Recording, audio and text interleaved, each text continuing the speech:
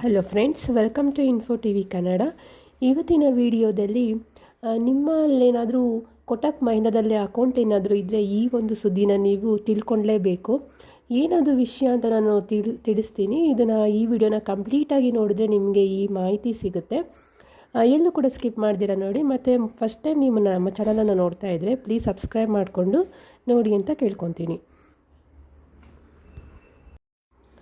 ಬುಧವಾರ ಭಾರತೀಯ reserve bank ತನ್ನ ಆನ್ಲೈನ್ ಮತ್ತು ಮೊಬೈಲ್ ಬ್ಯಾಂಕಿಂಗ್ ಚಾನೆಲ್ಗಳ ಮೂಲಕ ಹೊಸ ಗ್ರಾಹಕರನ್ನು ಆನ್ಬೋರ್ಡ್ ಮಾಡುವುದು ಮತ್ತು ಹೊಸ ಕ್ರೆಡಿಟ್ ಕಾರ್ಡುಗಳನ್ನು ನೀಡುವುದನ್ನು ತಕ್ಷಣವೇ ನಿಲ್ಲಿಸುವಂತೆ ಕೊಟಕ್ ಮಹೀಂದ್ರ ಬ್ಯಾಂಕ್ಗೆ ನಿರ್ದೇಶಿಸಿದೆ.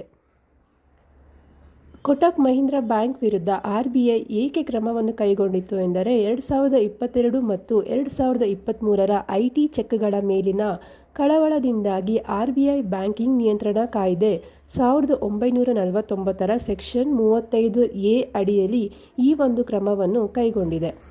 RBI IT ದಾಸ್ತಾನು, ಪ್ಯಾಚ್ ನಿರ್ವಹಣೆ, ಬಳಕೆದಾರರ ಪ್ರವೇಶ, ಮಾರಾಟಗಾರರ ಅಪಾಯ, ಡೇಟಾ ಭದ್ರತೆ ಮತ್ತು ವಿಪತ್ತು ಚೇತರಿಕೆಯಲ್ಲಿ ಗಮನಾರ್ಹ ನ್ಯೂನತೆಗಳನ್ನು ಕಂಡುಹಿಡಿದಿದೆ.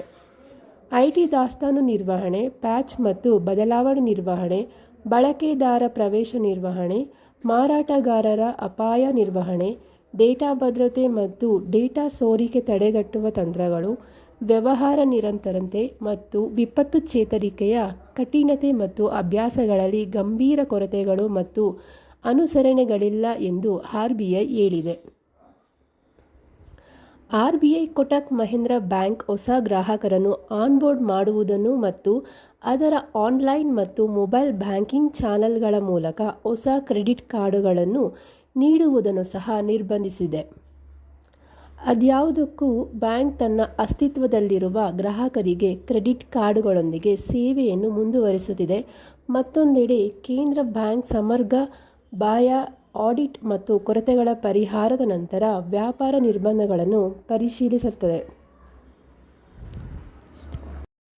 ಇದೇ ರೀತಿಯ ಹೆಚ್ಚಿನ ಮಾಹಿತಿಗಳಿಗಾಗಿ ನಮ್ಮ ಚಾನಲನ್ನು ಸಬ್ಸ್ಕ್ರೈಬ್ ಮಾಡಿ ಮತ್ತು ಸಪೋರ್ಟ್ ಮಾಡಿ. Thank you for watching.